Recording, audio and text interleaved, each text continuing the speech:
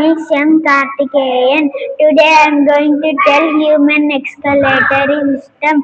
The excretory system removes waste from the body. The excretory system's organs are kidneys, ureters, urinary bladder, and urethra.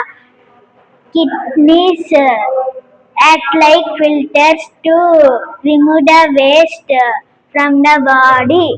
Ureters, ureters carries urine and from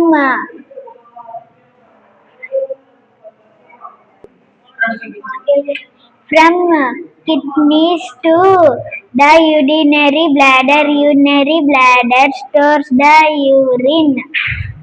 Urethra is a tube. Urine passes to this tube from the body.